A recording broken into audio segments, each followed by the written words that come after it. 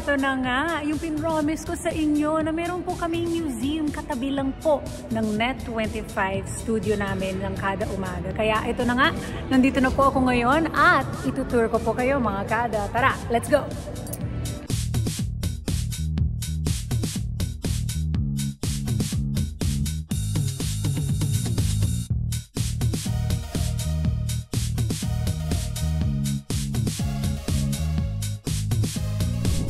Ayan mga kada, syempre pagpasok natin dito sa lobby, ang unang pupuntahan natin ay ang reception para alamin natin kung ano ang pwede natin gawin dito.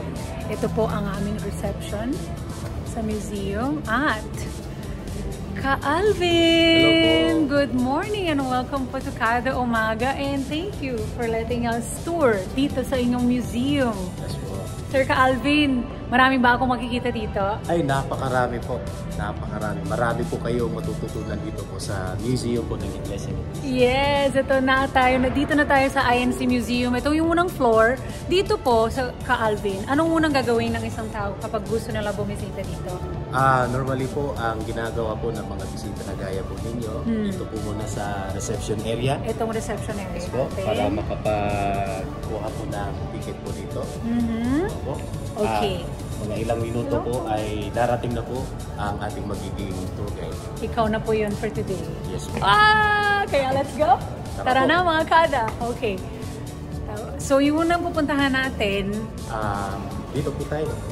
ang dami pong pwedeng gawin dito mga kada. May cafe pa. Normally po ay dumadaan po kami sa isang orientation pero dahil sa kayo lang naman po ay tuloy na po tayo dito sa inyo. Special camping tayo today mga kada. Pero pag pumunta po kayo dito, talagang mararanasan niyo po yung buong experience. Pero ngayon, may konting shortcut tayo para makita niyo naman. Tsaka para hindi rin natin ma-review lahat, Sir Yes, Ka-Alvin. Kasi para mapunta naman sila dito. Ito po ba ay open to everyone ba? Yes po. Open Kahit to all. hindi po kaanim sa Iglesia ni Cristo ay welcome po dito sa museum. It's open for all of you, for everyone. Okay, so ito po yung elevator dito sa museum. Saan po pupuntahan natin, Ka-Alvin? Sa second floor po. Okay, ilang floors po ito? Ang exhibit areas po na museum ay may 4 po na palapag. 4 floors. Maraming pa po tayong pwede makita dito. Kaya mga kada, let's go! Alright, Ka-Alvin, ito na, second floor. Nandito na tayo. Ito po na tayo. Napakabilis ng elevator, no? Ang ganda pa. Ang ganda dito mga kada. Kailangan nyo makita to in person. Or in museum. In person, in museum. Okay.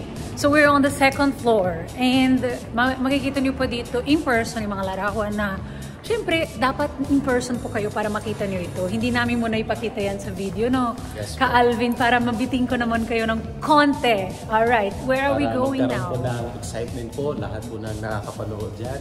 Correct. Ayan po, nag-start na. So, ito po ang larawan po ng kapilya po ng lokal po ng Punta Santa Ana. Ito po ay naitatag noong 1937. Wow. Ang lokal po ng Punta Santa Ana ang unang lokal po ng Iglesia ni Cristo. Sapagkat dito po unang nangaral ang sinasampalatayanan po namin na sugo ng Diyos sa mga uling araw ang kapatid na Felix Manalo noong last part ng taong 1913. Grabe, 1937 po ito. Wow. Itong structure na to ay naitatag po noong 1937. At magpahanggang ngayon ay existido pa po siya. Ganito din po siya. Yes po. So bahagi na po siya ng heritage site o museum na po siya. Sa ngayon po. Maaari din po siyang puntahan. Ayun mga kada! Pwede na po kayo puntahan doon sa pinakauna na na-build po in 1937. Grabe! Ang ganda pala dito. Oy, ang ganda. Mga kada, look at this. Philippine map. Wow! Anong ibig sabihin yan, Ka-Alvin? Bakit may ganyan? Ang Philippine map po ay makikita po natin dito ang mga miniature po na kapilya na sumisimbolo po sa mga distrito po ng Iglesia ni Cristo. Dito lang po sa Pilipinas. Ang ganda po mga kada. Habang ang mga ilaw naman ay lumalarawan po sa mga lokal at mga extensions na narating po sa buong kapuluan po ng Pilipinas. Ang galing, ipakita pa natin para makita nyo mga kada yung mga sinasabi namin in video.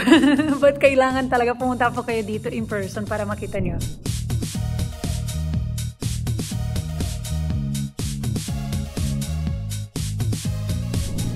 Mga kada, meron akong bloopers. Bloopers on cam, okay? Kanina pa ako ka-Alvin ng ka-Alvin. Ka-Alvin! Hindi mo ako kinore. Ka-Alvin pala. Ka-Alvin! Sir Ka-Alvin! Ka-Alvin! Sir Ka-Alvin! Ka-Alvin! Ka-Alvin! Ka-Alvin! Ka-Alvin! Hanapin niyo si Ka-Alvin pag pumunta po kayo dito sa INC Museum. Napakabait po at iniikutan niya ako dito. Pinapakita niya po sa aming lahat, mga kada, kung anong meron dito sa INC Museum. Kahit mali po ako magbanggit ng pangalan. O, diba? Ang galing. So, yung next na pupuntahan po namin ay sa 3rd floor po. Ayan, tingnan natin.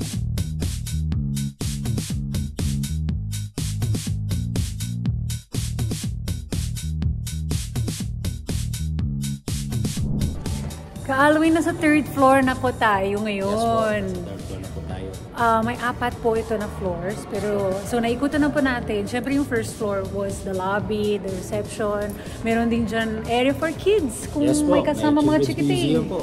May children's museum pa. Talagang maaaliw po ang buong pamilya ko rito. Hindi mababore. Pambuong pamilya ko talaga ang INC Museum. For family outing po talaga ito mga kada. Kaya wala po kayong excuse na, ay hindi ko pwede dahil daling ko yung anak ko. Hindi, pwede po sila dito. Meron dito mga area para sa mga bata. At kung gutom po kayo, mamaya may solusyon din po kami dyan. Diba Ka-Alvin? Yes po. Alright, papasok na po kami dito sa 3rd floor. I think may mga tao. Tingnan natin mga Ka-Alvin, nandito tayo na sa 3rd floor. Yes po. Akala ko talagang totoong tao. Yes po. Nagulat ako dyan. Size diorama po ng kapatid na Felix Manalo ang sinasampalatayanan po namin kinikilala na sugo ng Diyos sa mga huling araw na nagpasimula po ng pangangaral tungkol sa Iglesia ni Cristo. Galing. Ito po ay ang tagpo na ginawa po ng kapatid na Felix Manalo ang pag-aaral ng mga salita ng Diyos na hindi niya namalayan na lumipas na po pala ang 3 araw. Wow. Maliban na lang nung siya ay kinatok po ng kanyang asawa po noon. So kung hindi po siya kinatok, tuloy-tuloy po ang magiging pag-aaral po sana nila. At noong pagkakataong yon, yung 3 araw na yon na ginawa nilang pag-aaral, doon po ipinaunawa ng Diyos ang kanyang magiging gampanin, ang ipangaral po ang tunay na Iglesia ni Cristo. Pagkatapos po noon, tumungo po sila sa lugar ng mga dati niyang kakilala at mga kaibigan doon po sa Punta Santa Ana na nagtatrabaho po sa Atlantic Gulf and Pacific Company. Yun po ang kanilang pinuntahan.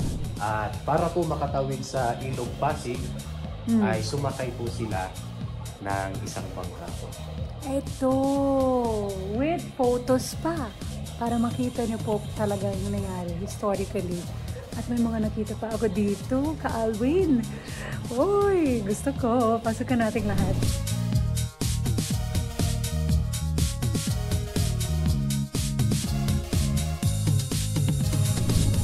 Mga kadang dami ko pa nakikita dito. Ang dami pa pwedeng pasukin. Like this display. So, dito. Ang dami-dami pang pwede puntahan. Pero katulad na po ng mga ibang museums or mga ibang places na dinidisplay lang po nila kung ano ang pwede nating makita. Minsan, hindi tayo pwede magdala ng camera. Tama? Kaya pareho lang po yan dito. Kaya kailangan po pumunta po kayo dito in person para makita nyo at ma-experience nyo. Kasi may mga ibang lugar na hindi ko naman pwede i-video. Pero kayo, pwede po kayo pumunta dito sa number 25 Central Avenue po sa Quezon City, Barangay Culiat po ito. Katabi lang po ito ng Kada Umaga Studio. Kaya punta na rin po kayo sa Kada Umaga Studio pag pumunta po kayo dito mga kada. At nandito na po tayo sa 4th floor. Okay, dito sa 4th floor mga kada. Kung gutom po kayo, naku, solve na dito. Dahil meron po tayo dito Museum Cafe Ka-Alvin. Oo, pwede tayo kumain dito. Yes, pwede mag-snacks, magkape. Ito po, nandito na kami sa Museum Cafe. Nakikita nyo naman yan. Oh. Hello po! Hello po. Say hi to mga kada umaga natin dyan! Mga Kanet 25. Ayan o. So dito po, ang Museum Cafe Kaalwin. At bukod dyan, meron ako nakikita dito. Yes po. So great shop po namin. Oo, yung mga hindi pa nakapunta, pwede naman kayo bumili ng gift para sa kanila. Or kayo mismo, para may remembrance tayo dyan. O ito, souvenir shop. O mga kada. Galing, diba? Lahat. Kompleto po, Kaalwin. Yes po. Ayun no, parang tayo na sa airport. Parang ako na sa abroad dahil sobrang ganda, sobrang well done here. As in, ayun no, lahat nandito mga kada. You can grab your own merch, diba? Oh. Kaya yung mga ibang hindi namin pinakita sa Kaalwin, dapat in person na. Yes po. Tama po. Mas maganda po na sila po mismo ang makapunta ko rito. So Kaalwin, kung yung mga kada natin gusto mag-visit po dito sa ating museum, ano po yung oras na operating natin dito? Ang operating hours po natin dito ay from 9 a.m. Until 3 p.m. po. Okay, from 9 a.m. to 3 p.m. po sa number 25 Central Avenue po, Barangay Culiat, Quezon City. Katabi lang po ito ng New Era. Yes po. Diba? And katabi din po ng Net 25. Ha? Kaya pag nandito po kayo, hanapin niyo si Kaalwin at yung mga iba pong mga tao na pwede tumulong sa amin dito. At huwag niyo kalimutan na i-visit niyo na rin ang kada umaga. Thank you, Sir Kaalwin. Thank you very much. Ayan mga kada, encourage namin po kayo na pumunta dito sa INC Museum dahil napakaganda po ito. May 4 na floors na pwede niyong ikutin. Dalhin niyo na ang yung family. Pwedeng family bonding po ito. May isang lugar din dito po na kailangan po kayo pumunta dito para makita nyo na pwede yung mga bata katulad ng binanggit ko kanina. So yeah, it's a family bonding place na pwede niyong puntahan at maraming history din na makikita nyo at may enjoy nyo. Ayan mga kada.